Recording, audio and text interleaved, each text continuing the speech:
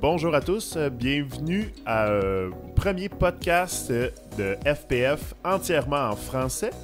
Je me présente, François Martin, le chroniqueur des divisions 4A, 4B, 5A, 5B, 6 et 6D cette saison, en compagnie de mon collègue aussi en français pour les mêmes divisions, Marc-André Desaulniers.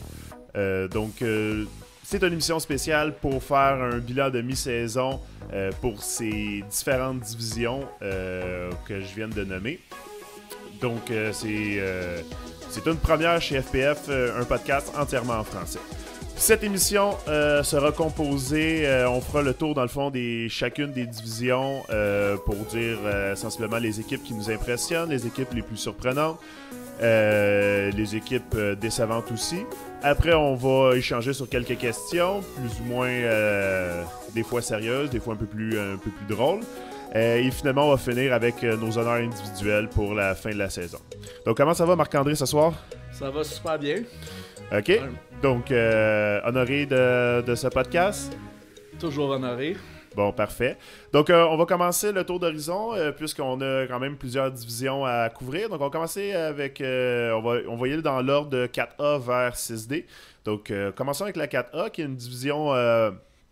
des 6 divisions qui est probablement la plus compétitive, qui a donné à date de très bonnes parties où que plusieurs équipes se démarquent jusqu'à présent. Marc-André, quelle équipe se démarque le plus depuis le début de la saison, selon toi? C'est définitivement les 69ers. C'est qu'ils ont une attaque redoutable. Ils ont un différentiel présentement de plus 69. Shea Harburg connaît une saison exceptionnelle. Il y a un QB rating de 124, un pourcentage de passes complétées de 70,6. Il y a 5 receveurs avec plus de 150 verges de gain, comme par exemple Ding Demetriou, Mathieu Labranche, Darcy Cloarty, Ryan McCarthy et Michael Bogarts. Donc, c'est une attaque ultra diversifiée. En plus, en défensive, ils ont provoqué au-dessus de 6 revirements en 4 parties. Donc, ils dominent, sont largement favoris présentement en division 4 dans mon livre. Ils sont assurément une des équipes à surveiller. Puis on peut aussi... ils auront un fin de calendrier toutefois difficile. Ils vont affronter Top Zeden Week 7. Semaine 7, ils vont affronter Warhawks qui sont aussi invaincus depuis le début de la saison à la semaine 9.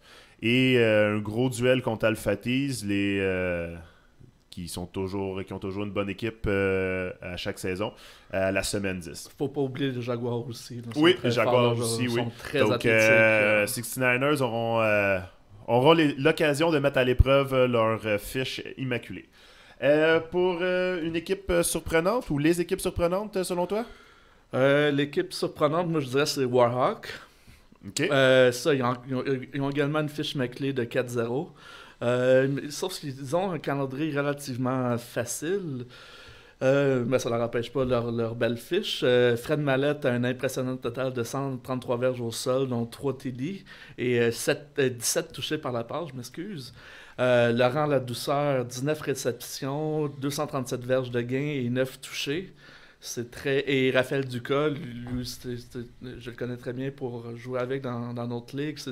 C'est tout un joueur des deux côtés du ballon, autant en défensive qu'en attaque. C'est un joueur très, très physique, ultra intelligent, qui se place toujours bien. Donc, Warhawks sont définitivement surveillés. Parfait. Leur duel intéressant d'ici la fin de la saison. Eux autres aussi affrontent Alpha T semaine 7, ainsi que les 69ers, comme on l'a dit précédemment, à la semaine 9, qui est probablement un des duels les plus attendus, du moins dans leur conférence à eux autres. Oui, effectivement. Pour les équipes ça, c'est dans les équipes surprenantes. J'avais aussi ajouté, moi, une équipe que j'aime bien depuis le début de la saison, Keep Our Clock.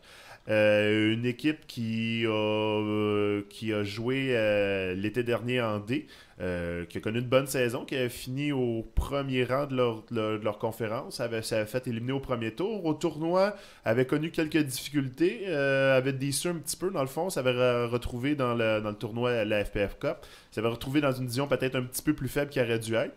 Là, commence la saison avec 3-1. Jeff Rosenblatt connaît tout un début de saison assez impressionnant. Puis là, évidemment, on retrouve l'éternel Jad Haridi depuis le début de la saison qui continue à produire, même si il est souvent doublement surveillé. Donc, dans les équipes décevantes, Marc-André, qui n'a pas respecté les attentes en 4A depuis le début de l'année? Probablement, je dois mentionner The Commission. C'est au printemps, il avait gagné le championnat en Division C. La perte de Jordan Allard leur a fait très mal.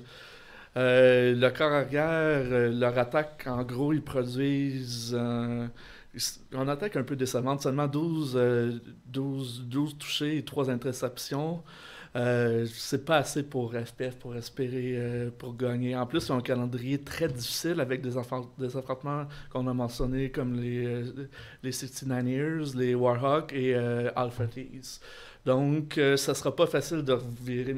Il y a une fiche de 2-2, c'est pas si mal, mais je m'attendais à beaucoup mieux. Surtout, c'est les champions en titre en division C. Ben, Brent a réussi tout le temps à amener de très bons joueurs dans The Bon Commission. point. Toutefois, de leurs 3 dernières éditions, donc cette saison, le tournoi, puis cet été, il y a quand même beaucoup de changements au sein de l'équipe, notamment au poste de carrière. C'est en 3 saisons, 3 carrières différents. Donc on peut croire que le talent est là, il suffit juste que la chimie pogne entre eux et ça risque d'être une équipe à surveiller d'ici la fin de la saison. Une autre équipe décevante que je voulais parler rapidement, Shumei Urtides, qui commence la saison avec une fiche un peu froide de 1 victoire, 3 défaites. Au passage, ils ont échappé des résultats contre Top Secret, contre Friends in Low Places, qui sont des équipes qui devraient être à leur portée habituellement avec l'alignement qu'ils présentent. Dirigeons en 4B. Pour ma part, la division 4B, je pense que c'est probablement la division la plus serrée ou qui a une meilleure parité. Je peux difficilement voir une équipe s'échapper et gagner les honneurs à ce point-ci de la saison. Je suis d'accord avec toi là-dessus. C'est ça, c'est que justement j'avais choisi comme division avec le plus de parité. Il y a une seule équipe invaincue, seulement 2 équipes sans victoire. Donc la parité est vraiment. Il n'y a pas vraiment d'équipe qui se démarque. Je te dirais, il y a Norfolk and Chance. Peut-être la meilleure. Que je crois que tu as choisi comme meilleure équipe de la division. Là, comme, exact. Hey, quand tu accordes moins de 10 points par partie en 4 matchs, c'est toute une défensive. Ça te permet. Tu ôtes beaucoup de pression à ton corps arrière, donc ça donne une meilleure chance de gagner. En plus, ils ont pulvérisé les Sphinx 34-6, les Sphinx que je mettais aussi comme une équipe surprenante. Ces derniers... petit instant, j'ai perdu. Les Sphinx, ouais, c'est ça, c'est que eux autres, c'était les premiers de la conférence B de la division Ouest avec une fiche de 3-2. Ils ont eu une éclatante victoire face au puissant Harlow, 32-19. Donc, juste avec le fait de cette victoire-là, je les ai mis parmi l'équipe surprenante. Le corps arrière, Étienne Cloutier connaît toute une saison et est parmi les meneurs dans plusieurs catégories. Puis, pour revenir à Norfolk and Chance, en plus... ils ont 13 interceptions, dont 4 chacune pour Jason Edward et Andrew Carouters. Ouais, mais c'est une des bonnes équipes de la division. Puis surtout, c'est une équipe, pour ma part, très surprenante. Avait joué en division 4B. Désolé, en division DB cet été. Et c'était mi-chaud, mi-froid par moment. Avait toujours une équipe avec beaucoup de succès, avec beaucoup de talent plutôt. Justement, l'ajout d'Andrew Carouters est peut-être venu solidifier leur alignement et ce qui leur permet d'avoir du succès peut-être d'une division peut-être un petit peu plus forte que cet été ou qui elle avait eu un petit peu de misère. Donc, cette fois-ci, l'équipe semble se démarquer. Malheureusement, on n'aura pas, j'ai regardé le calendrier, il n'y a pas un affrontement entre Norfolk Chance et la meilleure attaque Blue Chips. J'aurais bien aimé que justement pouvoir qu'on puisse comparer la meilleure défensive versus la meilleure attaque ou une des meilleures attaques en tous les cas. Fait que ça aurait été le fun de pouvoir tester. Espérons en finale. Ah oui, en finale. Une équipe de savantes qui ne répond pas aux attentes depuis le début de la saison?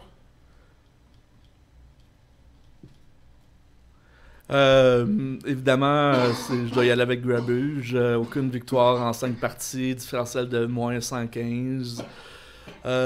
Puis ils ont plusieurs carrières qui s'échangent le poste depuis le début de la saison. D'après moi, Alexandre Lemire devrait être le seul pilote au poste de carrière. Oui, ben Grabuge, évidemment, c'est une des équipes qui connaît un peu de difficulté. Toutefois, beaucoup de nouveaux joueurs au sein de l'équipe. Donc, des fois, c'est un peu surprenant. Quoique, ils ont quand même plusieurs vétérans. Moi, mon équipe que je trouvais un petit peu plus décevante, j'y allais avec une équipe qui est habituée au succès, puis que là, connaît un début de saison un peu plus difficile. En fait, c'est Mean Machine. Daniel Goloff connaît un début de saison un petit peu plus difficile qui nous habitue. En fait, présentement, 12 passes de toucher, 12 interceptions, QB rating en bas de 60. Daniel Goloff nous a déjà montré beaucoup mieux de sa part. Évidemment, il a commencé contre des bonnes équipes. Là. Il a joué contre Orlux et Sphinx en partant. Mais même à ça, il est en voie de connaître sa pire saison. Et leur défensive qui, dans les années précédentes, réussissait beaucoup d'interceptions, présentement en réussissent, mais en réussissent beaucoup moins. Passons maintenant à la division 5A. La division 5A qui est une des grandes, je pense que c'est la plus grosse division de toute FPF. Où il y a plusieurs bonnes équipes, beaucoup de talent et surtout plusieurs bonnes parties pour en avoir assisté à quelques-unes depuis le début de la saison. Il y a eu beaucoup de matchs offensifs. On a juste à penser au match entre Longhorn et Lockdown, où Joe Moody a lancé pour 299 verges et 7 passes de toucher. Donc, beaucoup d'offensives en 5A.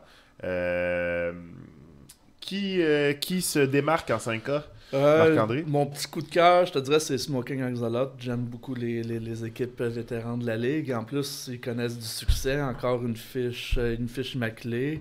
Désolé. Une équipe de vétérans. On peut toujours compter sur les frères Rossi pour propulser leur équipe loin. Ils ont l'impression différentiel de plus 59. Aussi, ils ont peut-être le joueur le plus sous-estimé en FPF. Il joue seulement en basse division. C'est Rory Semerjian. Désolé pour la prononciation. Mais c'est un joueur de calibre de haute division qui fait aucun doute dans mon esprit. Là. C'est tout un joueur des deux côtés du ballon. Moi, dans les équipes pour ma part, l'équipe qui est à surveiller et qui est allé faire un détour pour les revoir jouer, c'est Grindel Human Being, qui ont déjà été champions dans des divisions plus basses, qui montent d'année en année, qui continuent de progresser. Leur carrière, Danny Hayward est un habitué des hautes divisions, mais comme receveur. Reparti dans les basses divisions avec la franchise Grindel depuis déjà 3-4 saisons. Et lui et son frère Brandon Hayward connaissent beaucoup de succès. C'est un des duos les plus dangereux à avoir joué et affronté dans la division 5A et même dans la majorité des divisions. Tout à fait, je le mentionne souvent dans mes articles. On dirait qu'ils communiquent ensemble, on dirait qu'ils partagent le même cerveau. Même si Brandon n'est pas la première cible de Danny sur un jeu, et il va terminer avec le ballon, il se place tellement bien, il décortique, il lit super bien la défensive. Et en plus, ils ont un calendrier assez abordable, je pourrais dire. Je pense que c'est l'une des équipes toute division confondue qui pourrait finir avec une fiche immaculée après 10 parties. Ils pourraient c'est à leur portée, là, leurs plus gros duels, d'après moi, sont derrière eux.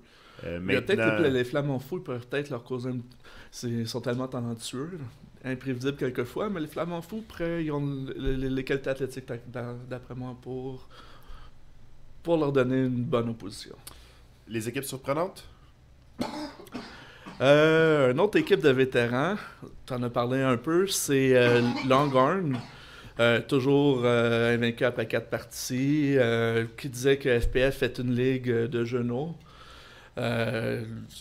J'espère qu'ils vont... De mémoire, je crois qu'ils n'ont toujours pas de championnat. J'espère qu'ils vont en avoir un cette année. John Moody est parmi les meneurs pour les passes de toucher, le nombre de verges. Patrick Jason domine avec 16 plaqués, une interception défensive. Puis mon autre équipe surprenante, en même lien, c'est le Grand Lionel.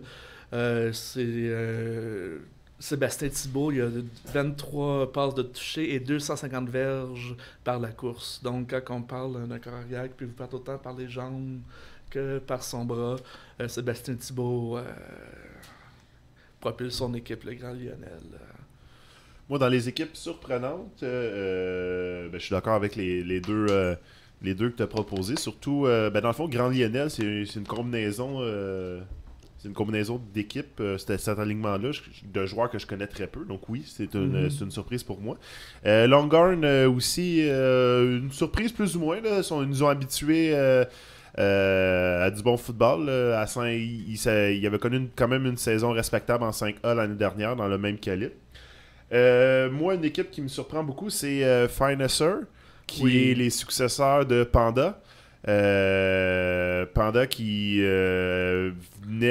qui ont joué en 5A l'année dernière, avait connu une série, avait connu une saison respectable, ça avait rendu en série une fiche d'environ de 500 de mémoire au 6-4.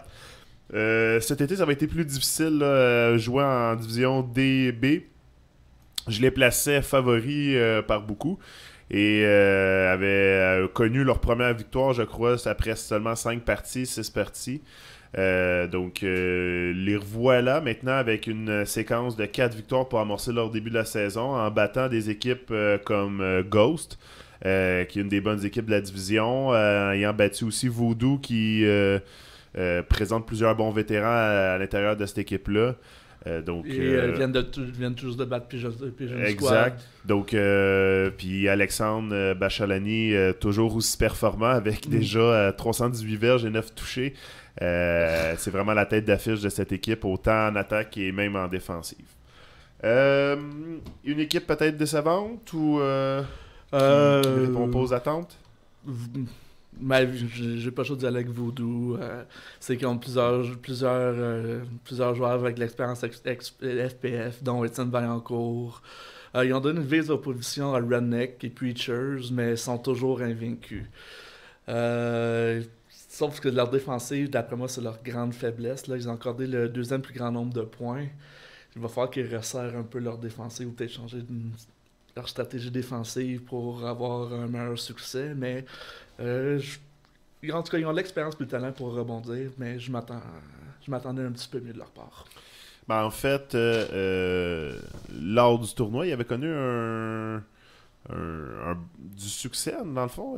Voodoo, c'était ce groupe de joueurs-là était habitué de jouer ensemble, mais la plupart, ils portaient le nom de Zoo avant. Là, maintenant, avec la bannière Voodoo au tournoi, avait quand même bien performé contre des équipes de leur calibre, du même calibre, avaient réussi à gagner. Toutefois, c'était pas Frank Kay qui était corps arrière durant le tournoi. Donc là, leur voici remis de sa blessure qui s'avait faite en début d'été, dans le fond. Avec Zoo, il s'avait blessé à la jambe. Donc, peut-être le retour à la compétition, ça fait peut-être un petit peu plus difficile pour lui. Mais sinon, oui, je suis d'accord avec toi. Cette équipe pourrait franchement... pourrait facilement avoir au moins 1 ou 2 victoires. C'est... une équipe un peu décevante depuis le début de la saison. 5B, donc division 5B. L'équipe, une division que je trouve un peu comme la 4B en fait. Une division que je trouve assez partagée. Il y a des équipes qui sont en tête, des équipes invaincues. On peut parler Breaking Crew, Falcon, les Affreux. C'est des bonnes équipes, mais comme je l'ai déjà dit dans un de mes articles, c'est une division où je vois très mal une équipe s'envoler avec la tête rapidement. Oui, là, présentement, il y a des équipes invaincues, mais je serais pas surpris de les voir en échapper une ou deux d'ici la fin de la saison. Rien contre eux, là, c'est de très bonnes équipes, mais je pense que le calibre est assez relevé. Autre qu'eux autres qui ne sont pas invaincus, je peux parler de Takeover, TDs and Bears, Super Saiyan, Rotterdam All-Star, de Green Lantern Corp qui joue juste pour 500. Donc, il y a beaucoup de bonnes équipes qui composent cette division. Oui, je pense que c'est une division qui est très, très, très... Il n'y a pas de clair favori, je suis d'accord avec toi. Exact. Donc, quelle équipe, jusqu'à présent, pour toi, s'illustre... Tu les as mentionnés, j'ai pas le choix de dire les Falcons. Je les connais de longue date pour jouer avec eux dans notre ligue à Boucherville, pour ne pas la nommer. Et pourquoi je les mentionne, c'est pas parce que je les connais, parce qu'ils méritent amplement. C'est 5 victoires, aucune défaite. Pat Lefebvre, son livre de jeu il est incroyable. Comme carrière, il va décortiquer la défensive. Il y a des... En tout cas, conseil au carrière, si vous avez besoin de peaufiner votre livre de jeu, allez voir Pat Lefebvre. Il va pouvoir vous aider. En tout cas, j'aimerais avoir son livre de jeu. Dom Couture, François Brochu, Mathieu Lemay, Philippe Assan, Raphaël Ducol-Lapente, on en a parlé un peu tantôt, Stéphane Turmel, Yannick Chénier, malheureusement il est blessé depuis la première partie, donc bravo les boys, continuez votre belle séquence. Et tu en as parlé également, les Affreux. Une autre équipe de longue date en FPF qui connaît beaucoup de succès. Mathieu Demont, Martin Jackson sont réglés comme une horloge depuis le début de la saison. Ils offrent une performance qu'on s'attendait d'eux. Oui, les Affreux ont connu un peu de changement, eux autres aussi. C'est le retour de Mathieu Daumont, qui ça faisait quelques saisons qu'il jouait comme receveur. C'était Jonathan Lemieux, le carrière. Donc le retour de Mathieu Daumont au poste de carrière semble porter fruit pour l'instant. Joue dans une division peut-être un petit peu plus faible qu'ils ont déjà joué. Habituellement, jouaient 5A, même des fois 4B. Donc peut-être une baisse de division. Jouer avec des joueurs, de nouveaux joueurs, peut-être leur permet de s'illustrer. Même chose pour Falcon aussi, en regardant rapidement, avait connu quand même passablement de succès mais en 4B l'année dernière. Ont peut-être perdu quelques joueurs, mais un gars comme Pat Lefebvre que tu mentionnais, un excellent carrière qui avait réussi à connaître une saison de 41 passes de toucher en 4B avec 1700 verges. On peut croire que contre des défensives de division un peu inférieure doit présentement s'amuser davantage. La division 6, la division qui, je crois, où que le niveau de jeu s'est le plus amélioré dans les dernières années. J'ai commencé en division D, mais j'ai joué ma franchise Diablos a commencé en division 6 il y a déjà 4 ans. Et la division 6, le niveau était vraiment plus pour débutants. C'était un niveau vraiment plus faible. Il y avait des bonnes équipes à l'époque, mais il y avait beaucoup de nouvelles équipes. Maintenant, la Division 6, il y a du très bon calibre et on peut se faire prendre à regarder des parties puis voir de très très bons matchs de football puis de croire que c'est des équipes de division supérieure et non, c'est des équipes de Division 6. Pour ma part, c'est une division qui me surprend beaucoup depuis le début de la saison et qui sera très difficile pour les nouvelles équipes de se qualifier pour les séries car il y a de très bons prétendants au titre dans cette division-là. Tout à fait. Juste pour ajouter, c'est ça, il y a beaucoup aussi de joueurs de haute division, des receveurs qui viennent s'essayer comme peaufiner leur jeu comme carrière ou commencer leur caractère. Fait qu'il y a des athlètes de Division 1, Division 2. Ben, il y a de plus en 6. plus de ces joueurs qui descendent dans des divisions plus basses pour jouer avec leurs amis. On pense à Zach Junior, Gabriel Wiseman, Corey Greenaway, même Louis Bégin dans ton équipe. C'est des joueurs qui ont eu qui sont capables de connaître du succès dans des divisions vraiment plus élevées. Même il y en a que c'est des joueurs de division D1, D2. Donc ils apportent, d'après moi, pas juste en talent, mais en expérience, en connaissance pour former leurs coéquipiers que d'autres équipes n'avaient pas à l'époque. Ça, c'est vrai, juste un petit... les frères Adona, Mike, justement, c'est Anthony. En tout cas, je me lance toujours les frères, désolé. Justement, il est venu donner un coup de main aux Black Sox en 6D, puis il a vraiment solidifié leur défensive. Puis ça va être une équipe, on en reparlera un peu plus tard, là, mais c'est vrai que des joueurs d'expérience de haut niveau, ils viennent vraiment cimenter les équipes en 6 et en 6D. Ben, c'est le partage aussi. Là. Donc, je crois que ce partage de connaissances permet le développement des équipes qui vont éventuellement, eux autres aussi, grimper dans les divisions comme les Diablos l'ont déjà fait, les Grindel Human Being le font, puis les Ghosts le font, les Trinity qui est devenu Mutation cette année le font d'année en année et qui réussissent à grimper de division en division. Bref, quelle équipe te séduit le plus depuis le début de la saison, qui performe le plus? Je vais avec un coup de cœur, les Pass and Plan. C'était au printemps dernier, à 10 ans, il était un peu... il avait mal débuté la saison. Je t'avais parlé de mon article, ça les avait fouettés. Ils ont bien terminé. En série, ils ont perdu justement contre l'équipe de Gabriel Wiseman. Ça les a choqués. Puis là, ils ont commencé en force avec 5 victoires, aucune défaite. C'est une autre équipe de vétérans qui mangent du football 24 heures sur 24, qui ont été coachs dans plusieurs ligues. Donc, c'est des passionnés de football. Vince Pisano, il est impressionnant. Il a un ratio de part de toucher de 7 pour 1. Anthony Sigia, c'est un autre formidable joueur des deux côtés du ballon. Junior Spira, c'est tout un snapper. Il en manque jamais un. Il échappe jamais de ballon. Steven DiPietro, c'est une machine à faire des plaqués. Joe Marzoli, Mario Rinaldi en défensive, ils se connaissent comme les deux doigts de la main. Donc, je suis très content de leur performance. C'est vraiment un coup de cœur depuis le début de la saison. En espérant que ça continue, bien sûr. Pour ma part, les deux équipes que je trouve le plus impressionnantes jusqu'à présent, c'est Vic in a Box et avec Max Bura en tête d'affiche.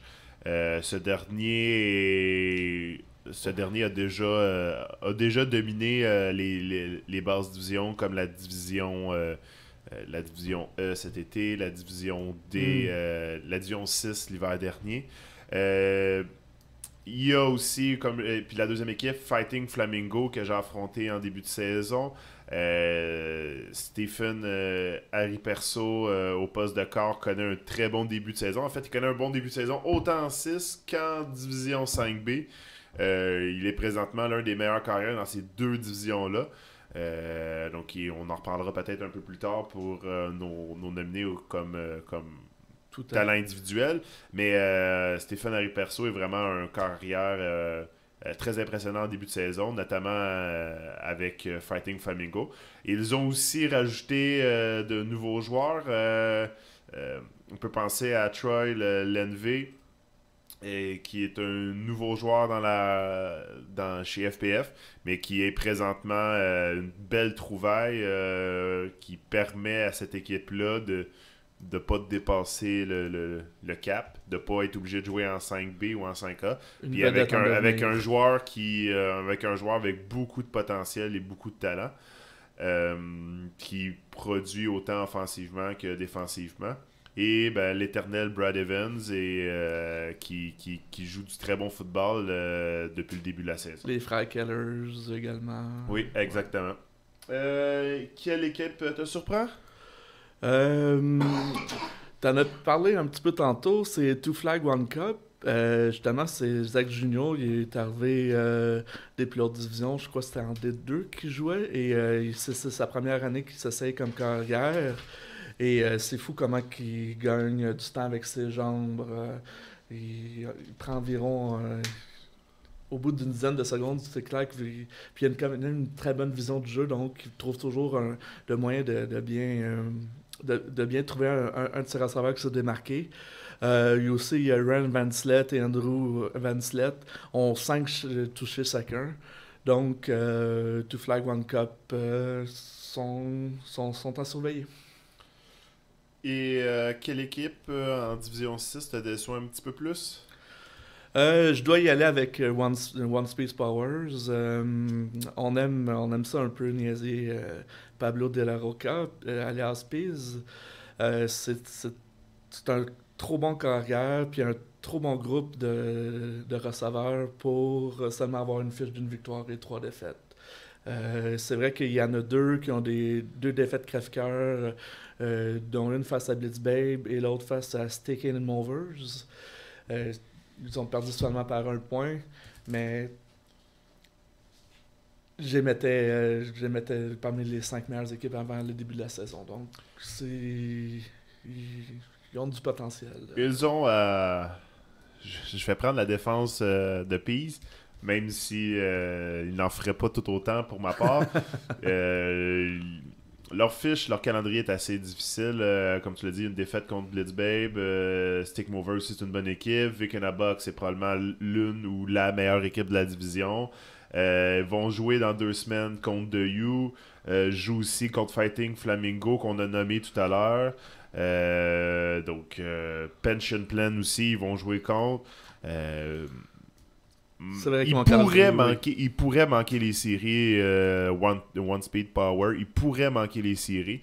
Ils devront pas échapper leur partie contre Guardian, Tough, Long et The Potato. Ils devront pas les échapper parce que je ne leur vois pas beaucoup de victoires contre les autres équipes que j'ai nommées.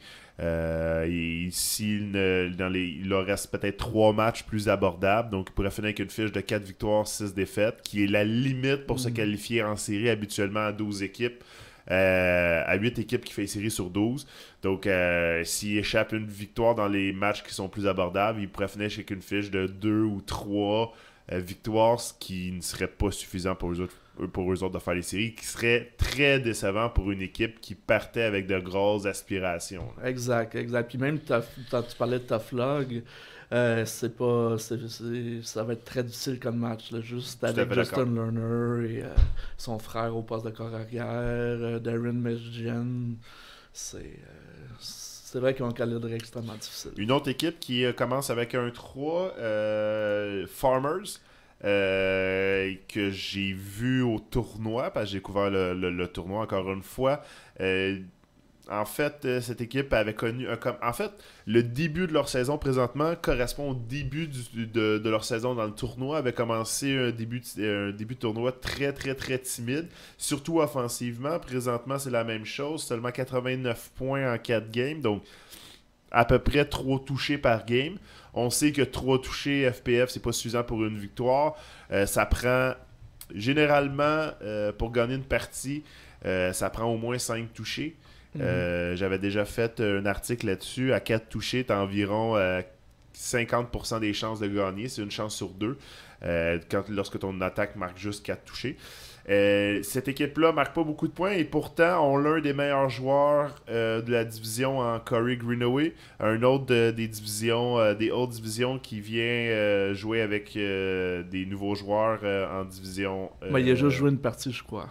Ouais, ben justement, c'est ce qui est un peu décevant. Je sais que cette équipe compte beaucoup sur ce joueur. Pour performer. Ça avait été un peu le même principe au tournoi. En fait, il avait manqué quelques games en début de tournoi. L'équipe avait de la misère à prendre son rythme. Avait joué par la suite. Il avait joué la majorité des parties. Et il s'avait rendu même en finale, dans le fond, d'un des différents bowls au tournoi. Donc, je leur souhaite qu'ils arrivent le plus rapidement possible. parce que eux autres aussi vont affronter de bonnes équipes d'ici la fin de la saison. Two Flag One Cup, Vikinabox, The U, Fighting Flamingo. Donc, pas facile.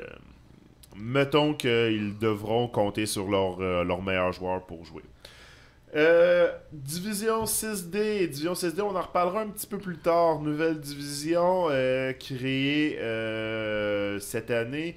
C'est un peu le bébé de Pease, dans le fond. C'est lui qui a fait la séparation des équipes un peu de façon manuelle.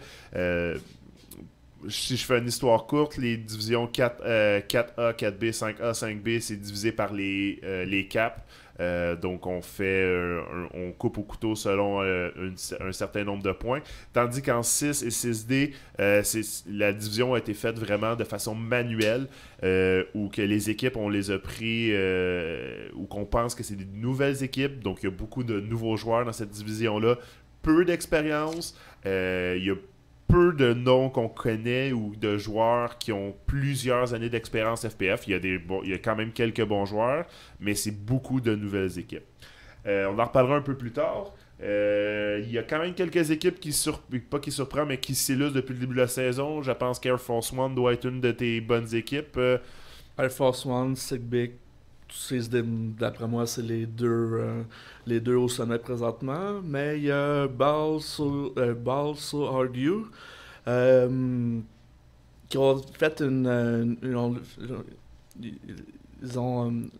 ils ont donné une chaude lutte à Sigbik, justement. Ils ont perdu 35-32. José Buffon, 146 verges par la course. Dans mon article, je le comparais à Speedy Gonzalez. Là, il prend... après 2 enjambées, il prend sa pleine vitesse. En plus, il y a 13 touchés par la passe. Donc, ces 3 équipes-là, Air Force One, Sigbik et Balls So Hard You, je leur donne une petite, un léger avantage sur le reste de la compétition jusqu'à présent. Mais c'est 2 équipes qui sont impressionnantes pour 2 raisons, puis des raisons bien différentes en fait. Air Force One, pour ma part, c'est une équipe verte au complet, verte de recrues. Ce n'est que des nouveaux joueurs dans la ligue.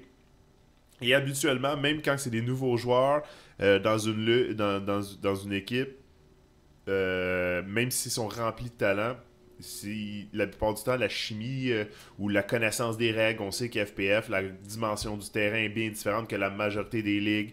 Les règlements sont bien spécifiques ici, dans cette ligue-là. Donc, les nouvelles équipes ont beaucoup de misère habituellement à s'ajuster. Ça prend un certain temps d'adaptation. Puis eux autres, au diable temps d'adaptation, rentrent en partant avec une victoire de 38-14, enchaînent avec une autre grosse victoire, marquent des points à profusion. Plus de 30 points par partie. Donc, je suis assez impressionné.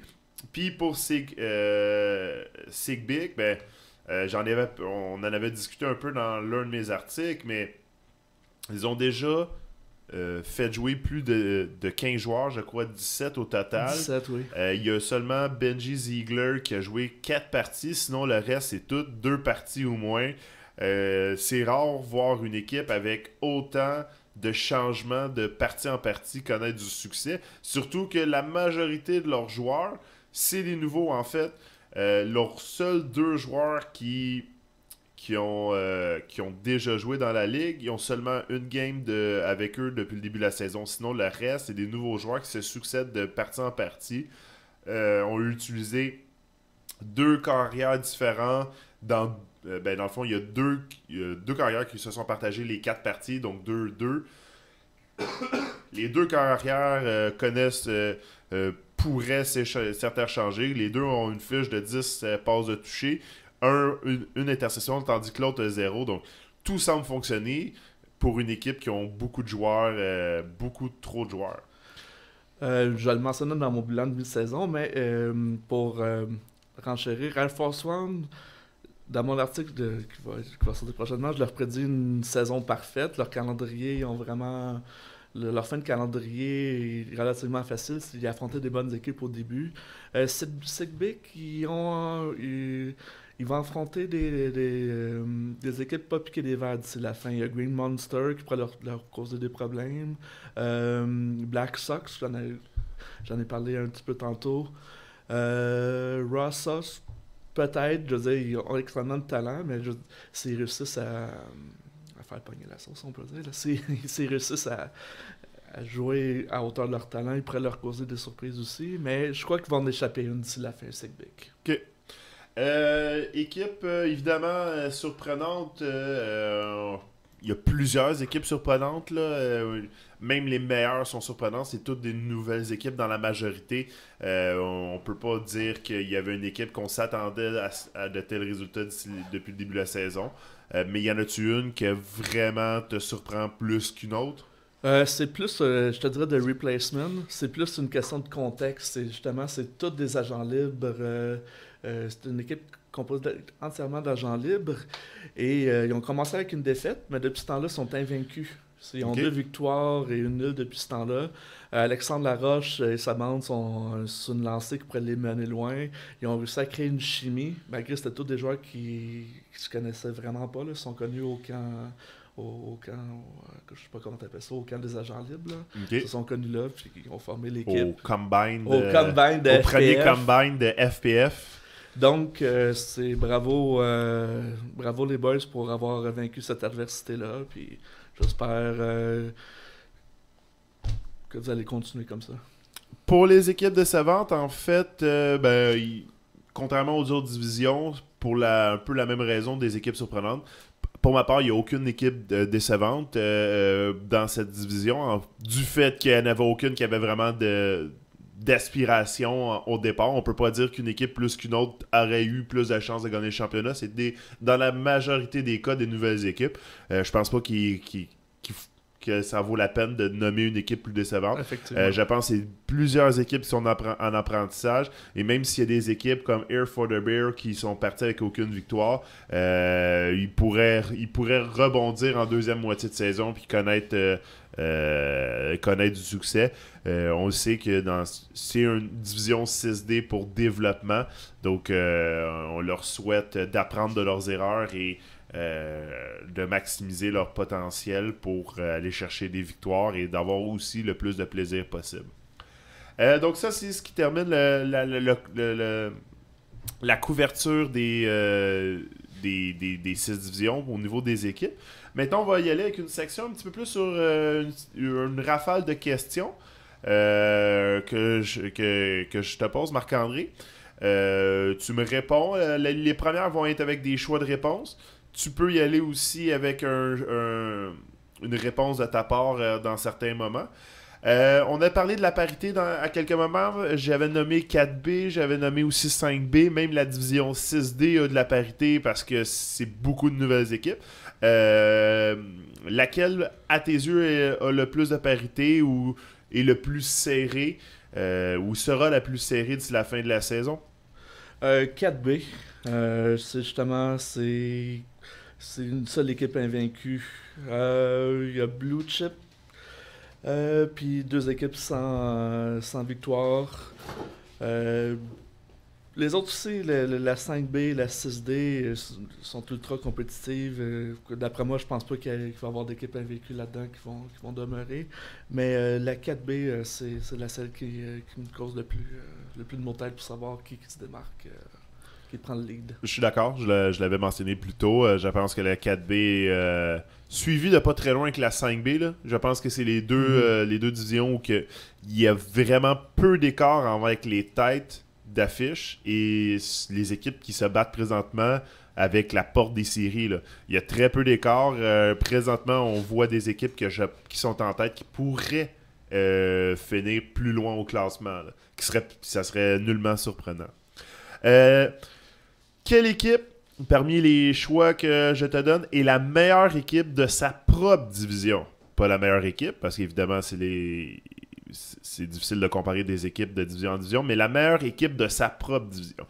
Donc, 69ers que tu as nommé plus tôt, Greendale Human Being que j'ai nommé en 5A, Vic in a Box en 6 et Air Force One que tu as nommé en 6D. Juste à cause d'un chiffre, plus 103, le différentiel de Vic in the Box, le différentiel de points. Donc, ça veut tout dire quand tu domines outrageusement tes adversaires de la sorte, Vic in the Box sont définitivement au-dessus de la pile. Enchaînons. Parmi les équipes sans victoire depuis le début de la saison, laquelle a le plus de chances de se tailler une place en série? LOB, qui ont connu du succès l'hiver dernier, The Mangler, Voodoo, que tu as nommé comme équipe décevante, Lockdown, qui est aussi une équipe décevante, et Tip Top Shape. Je vais avec LOB. Justement à cause des joueurs d'expérience comme Jim Colatras, François Delaurier, Jeff Brown. Il y a trop de caractère dans cette équipe-là pour qu'ils puissent pas rebondir. Puis en plus, dans leur division, il y a beaucoup d'équipes avec une ou deux défaites. Donc, il suffit simplement qu'il y ait une bonne série de victoires, qui partent sur le lancer et leur chemin vers les séries est une chose fort probable. Ben, pas fort probable, mais une chose du domaine du possible. Pour ma part, j'irai avec Lockdown. Notre réalisateur, producteur Alex D'Aquila qui ont un début de saison très difficile, mais qui ont réussi à marquer quand même leur lot de points, notamment contre Longhorns, ou qui ont réussi finalement à passer la barre des 30 points. Une équipe qui a quand même beaucoup de potentiel. Maxime Châteauneuf, Patrio. C'est décevant de les voir à 0-4, mais avec une fin de saison quand même à leur portée, quoi qu'ils jouent contre Preacher, les Grands Lionel et puis Jeune Squad.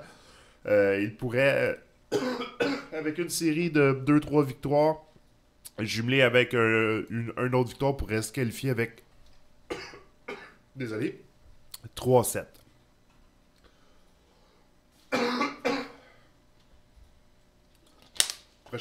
Prochaine question.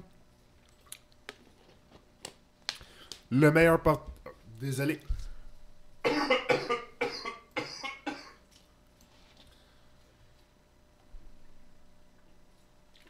Des choses qui arrivent.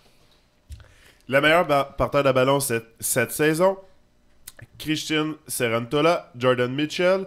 Donc Christian Serrantola en 4A, Jordan Mitchell de Blue Chip en 4B, Sébastien Thibault et Benjamin McMahon. Lequel est le meilleur porteur de ballon cette saison, qui est le plus dangereux pour les rushers et les défenses adverses? Tu en as parlé un peu dernièrement, le grand Lionel, Sébastien Thibault. Il y a une moyenne de 11 verges par course, 252 verges, un touché. Oui, Jordan Mitchell, il est connu au travers de la ligue comme sensiblement un des très bons, sinon le meilleur coureur, mais Sébastien Thibault connaît toute une saison avec ses jambes. Parfait. Tu favorises les équipes qui excellent offensivement, excellent défensivement, ou qui est moyenne dans les deux facettes? Je dirais qu'il excelle défensivement. En FPS, c'est une ligue qui est vraiment basée sur l'attaque. Tout le monde est capable de marquer. Comme tu disais, pour gagner en FPS, ça prend un minimum de 5 touchés. Donc, si tu as une bonne défensive, mais les bonnes défensives sont rares. Ceux qui sont capables de limiter l'adversaire à 3 touchés, 2-3 touchés, si ton équipe, ta défensive te donne, accorde si peu de points, tu vas avoir de bonnes chances de gagner. Pour ma part, je pense que c'est l'excellence offensive qui doit prédominer. Les équipes défensivement habituellement ne font pas un long chemin en série, se font éliminer rapidement parce que justement ne réussissent pas à marquer le nombre de points suffisant contre des attaques qui vont réussir à trouver le moyen à découper les bonnes défensives. C'est une ligue offensive, c'est un petit terrain. Des carrières qui sont capables d'allonger des 30-40 points. Il y en a plus que pas assez dans chacune des divisions. Dans le fond, deux receveurs s'illustrent depuis le début de la saison en 4A avec Sid, Carmen Police et Brandon Hayward avec Grindel Human Being en 5A. Lequel va finir avec les meilleurs stats? On en a parlé tantôt, ça va être Brandon Hayward, justement à cause de la connexion qu'il y a avec son frère. Il y a une moyenne, je devrais dire, au moins 9 à 10 passes par match facilement. Il trouve toujours le moyen de se démarquer. Cameron Police connaît toute une saison également, mais Hayward, je pense qu'il va dominer outrageusement les statistiques. Parmi les vieilles franchises que tu as nommées tout à l'heure, les Affreux, mais aussi Ghost, Esquad, Team Ethnic, Greenland Third Corp, je pourrais même rajouter Diablos, laquelle pourrait aller chercher un premier championnat cette saison, ou qui sont plus successibles d'aller chercher un championnat? Je vais y aller avec Green Lantern Corps, à cause justement du carrière Aiming Long. L'année passée, c'était en D1, il est passé à un jeu près de remporter le championnat. Je ne me souviens plus qui avait échappé le ballon ou la passe avait été déviée, là, qu'importe. Mais il était passé à un jeu. Ouais, sur un jeu à l'intérieur dans la zone début. Fait tragique. Oui. Donc, je vais avec Green Lantern. Ok. Des questions peut-être un petit peu plus rapides en rafale. Vaut mieux être une équipe championne dans une division plus basse ou une équipe moyenne dans une division plus haute? Une équipe championne dans une division basse. Ok. Est-ce que Alpha Tease peut être champion une nouvelle fois? Non. Préférez-vous Simon Dagenet en D3 ou Pease en D6 comme QB? Ah, Pease. Pease? Pour quelle raison? Ah, mais il me donne beaucoup de conseils comme QB, fait que c'est toute une tête de foot, là. Ok, il a peut-être pas le meilleur bras, mais pour lire les défensives, stratégie, quel type de jeu contre quel type de défensive, c'est toute une tête de football. Très sous-estimé, très sous-estimé. Pour ma part, je les préfère les deux. Quand je joue contre, je finis toujours par gagner. C'est vrai, tu remportes un beau championnat donc, dernière question. La formation de la 6D. Comment que la division 6D a été formée? C'est un succès ou un échec? Un succès. C'est justement, là, 2-3 années ou même l'année dernière, c'est qu'il y avait peut-être une trentaine d'équipes et tu avais des équipes un peu plus fortes, comme on peut mentionner comme par exemple cette année Fighting Flamingos, qui aurait joué contre une équipe nouvellement construite et ça aurait fini des scores comme des 60, on a déjà vu ça, des 60 à 0, des 65-0, je l'ai déjà vu quand je vois la division 1, donc ça te permet de... Je suis d'accord, mais en fait, c'est le but aussi de toutes les divisions qui se sont scindées en deux, de permettre des parties plus abordables et des parties plus serrées et d'éviter les massacres. Il nous reste à voir les honneurs individuels. En fait, c'est Marc-André, tu vas me nommer les différentes honneurs joueurs, meilleur corps arrière depuis le début de la saison et que tu projettes rester le meilleur corps arrière et non le meilleur corps arrière en ce moment. Donc, ainsi que le meilleur receveur, meilleur joueur défensif et le meilleur joueur d'utilité, communément appelé both ways. Donc, je rappelle que c'est pas forcément le meilleur joueur en ce moment à sa position, mais le meilleur joueur que tu penses avec les stats qu'il y a présentement qui peut se rendre jusqu'à la fin de la saison. On peut commencer avec la division 4A, puis on va aller en rafale un peu comme tout à l'heure, et on va conclure le podcast avec ceci. Donc, en 4A, quelle carrière s'illustre, Marc-André? Chez Auburn, tout seul. Ok, parfait. Meilleur receveur? J'imagine Carmen Police, oui. risque de revenir dans les discussions de la fin de la saison. 40 attrapés, 410 verges en 4 parties. C'est impressionnant. Pour le joueur défensif? Je vais avec Danny Damour. Ok. Et le joueur d'utilité, both ways? Bonne question.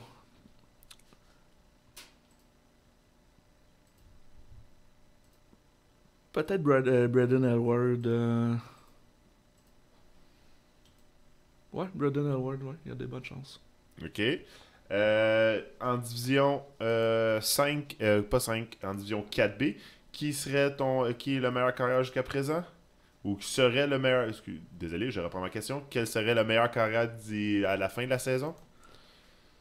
J'y vais avec Charles-Olivier Lavigne, Harlook. Il peut vous battre par les jambes, par les bras. Il y a 19 touchés par la passe et par la course.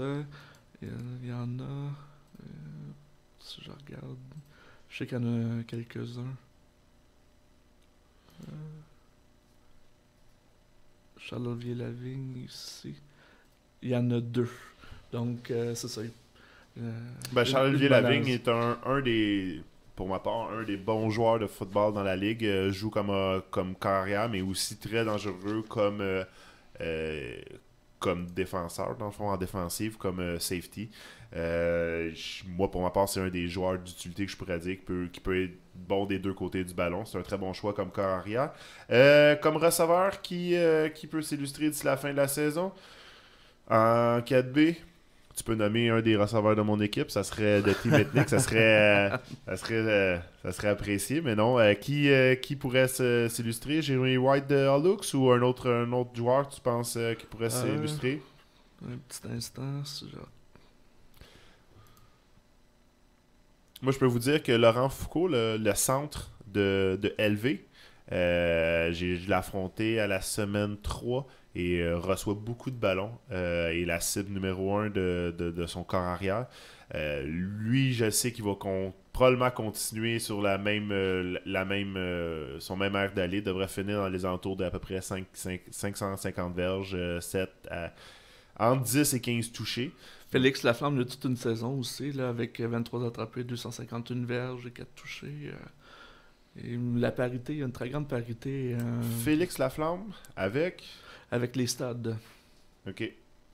Le joueur le joueur défensif. Encore. Pour ma part, le joueur défensif, je pense que Jonathan Grizzly est présentement dans une classe à part.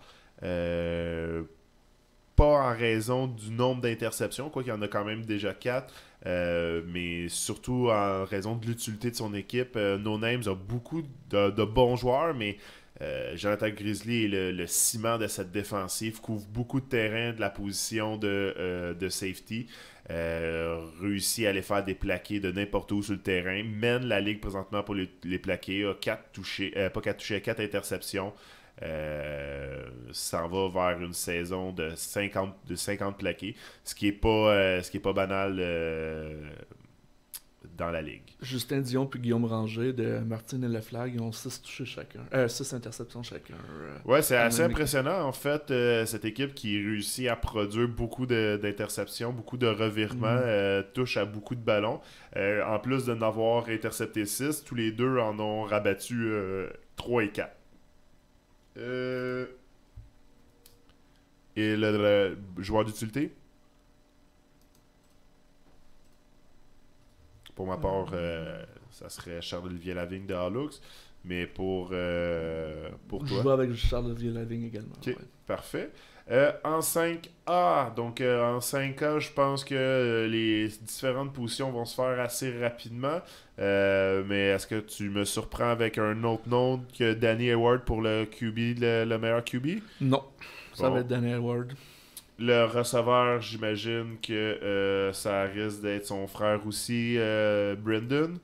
Également, oui.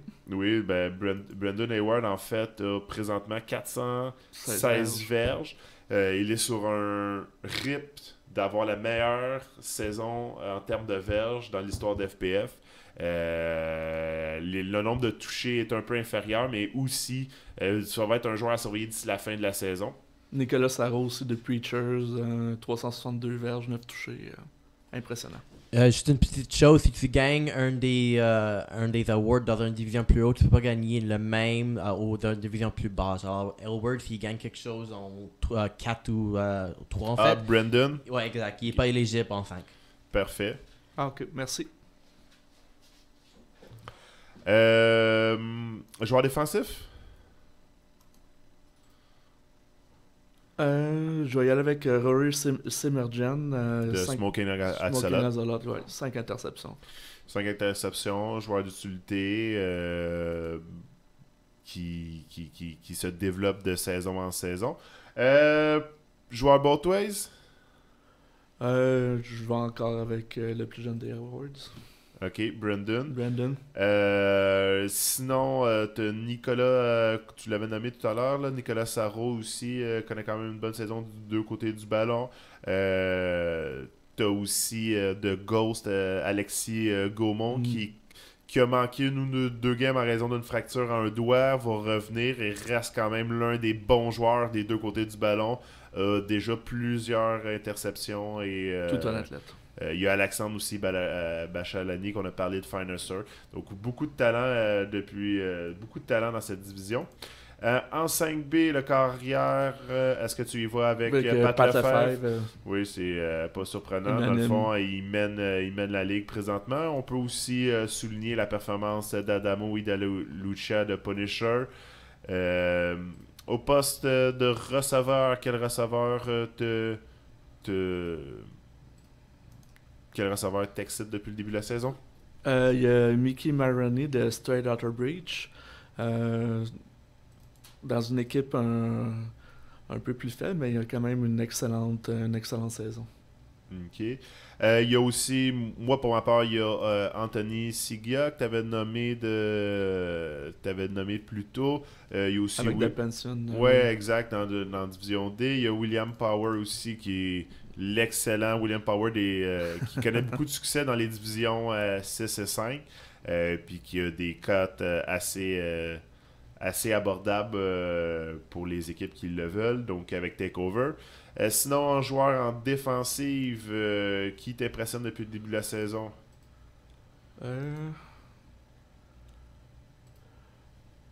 Dominique Couture, Falcon, 28 plaqués, 3 interceptions. Très bonne saison de ce côté-là. Et joueur d'utilité, est-ce que tu y vas avec Anthony Sigia que j'ai nommé comme receveur qui a de bonnes statistiques, mais qui est aussi qui en ligne 5 interceptions en défensive, plus est dans les meneurs pour les plaquer.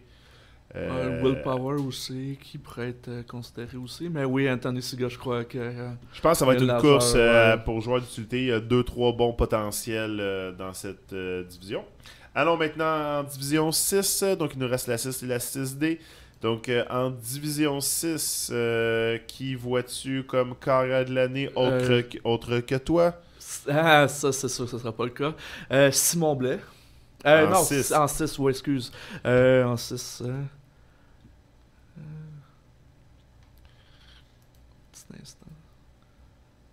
Vince Pisano, oui, c'est vrai, je n'avais parlé tout à l'heure. Vince Pisano, il a toute une saison avec 22 touchés, 3 interceptions seulement. Il complète 71% de ses passes. Et QB rating de 118. Moi, j'aimerais souligner la performance de Gabriel Wiseman avec Bruins, qui est une équipe qui a eu des difficultés dans les dernières saisons, enfin un carrière expérimenté à se mettre sous la dent. Gabriel ne lance pas beaucoup d'interceptions, a quand même un bon taux de complétion. N'aura pas le même nombre de touchés que Vince Pisano à la fin de la saison, ce qui va peut-être probablement le nuire, mais va quand même afficher de bonnes stats et il sera sûrement dans les 3-4 noms qu'on aura à la fin de saison pour le carrière de l'année. Au poste de receveur, est-ce qu'un joueur s'illustre plus que les autres? Je ne veux pas nommer mon coéquipier, fait que je vais y aller avec Justin Lerner de Tough Log. 28 réceptions, 403 verges, 9 TD. C'est extraordinaire. Il y a évidemment mon receveur vedette Louis Bégin, mais... Je vais le nommer, dans le fond, Louis Bégin qui mène la division présentement avec un corps arrière qui a de la misère à lancer plus que 10 verges. Si vous regardez les statistiques de Marc-André, il semble avoir beaucoup de verges, mais plusieurs passes ont commencé avec un hook à 2 verges à Louis Bégin qui se sont transformés en gain de 40 verges. Donc, fiez-vous plus aux interceptions que Marc-André lance, c'est plus des stats qui le reflètent. C'est pas le nombre de verges. Le nombre de verges a été largement gonflé par Louis Bégin, qui est un receveur prolifique, un des plus rapides de cette division. Sinon, défensivement, qui s'illustre? Il y a beaucoup de joueurs, il y a beaucoup de joueurs qui connaissent un bon début de saison. Craig Browning avec Vic in a Box. 3 interceptions, 3 passes de rabattues, une passe de toucher. Ton copier Charles Véro, toute une saison aussi.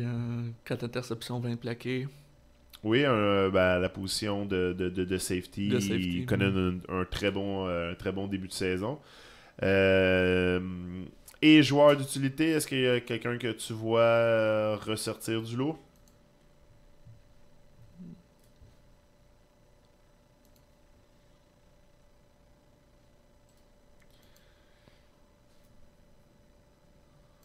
Pour ma part, je pense que Gabriel Wiseman serait un des candidats pour joueur d'utilité. C'est sûr qu'habituellement, on y va plus pour un joueur qui joue receveur et qui joue DB. Mais présentement, il y a Max Bourra aussi. Max Bourra qui s'illustre et qui était en nomination pour l'avoir l'hiver dernier. Donc, c'est sûr. Mais sinon, Gabriel, si je reviens à Gabriel, joue dans une équipe qui a eu beaucoup de difficultés. Présentement, c'est une équipe qui semble vouloir se sortir la tête de l'eau. Donc, je pense qu'il y a plusieurs bons candidats. Et on conclut avec la division 6D. Est-ce que, comme corps arrière, je crois que tout à l'heure, tu m'as dit Simon Blais. Je pense que c'est assez unanime. Comme receveur, qui vois-tu ressortir du lot? Il y a Kevin Donnet de Vulture. 24 réceptions, 296 verges, 7 touchés. Joseph Haddad de Gold Depot également. 242 verges, 6 touchés. Il y a quand même une certaine parité au niveau des receveurs. Il n'y en a pas nécessairement un qui se démarque. Mis à part peut-être Donnet. Défensivement, quel joueur vois-tu gagner le trophée à la fin de la saison? Thomas O'Neill, Brooke Boers, déjà 6 interceptions. Au niveau des... Aussi, il y a Stefano Sapugliano de Vulture, déjà 25 plaqués en 4 parties. En fait, il est lui aussi sur un rythme de battre un record de la Ligue pour le nombre de plaqués. Dans le fond, 25 plaqués. C'est rare habituellement, le nombre de touchés, le nombre d'interceptions, le nombre de touchés défensifs pèse beaucoup dans la balance pour le trophée du joueur défensif, mais on peut voir que Stefano accumule le nombre de plaqués à un rythme assez effroyable. Pour le joueur d'utilité, en 6D. Mais Simon Blais, je veux dire, il est tellement dominant, puis aussi, il y a plusieurs interceptions en plus en défensive, si je regarde. De mémoire. Pour ma part, moi, je vais aller avec Benji Ziegler, qui a joué et qui joue avec Sigbig, qui a commencé la saison comme corps arrière. Maintenant, s'en va vers... qui joue receveur depuis 2 parties. C'est sûr, évidemment, n'aura pas les stats de receveur puisqu'il va avoir au moins manqué 2 parties parce qu'il jouait carrière, mais a eu 2 belles performances comme carrière, 2 belles performances comme receveur, a déjà 5 interceptions, il meneur dans son équipe, puis c'est un des rares joueurs qui semble se présenter à toutes les parties pour son équipe, donc je pense pour ma part que Benji Ziegler a une bonne longueur d'avance. Bon choix. Bon, donc c'est ce qui conclut ce premier podcast en français. Donc, merci d'avoir été là et je vous souhaite une bonne fin de soirée.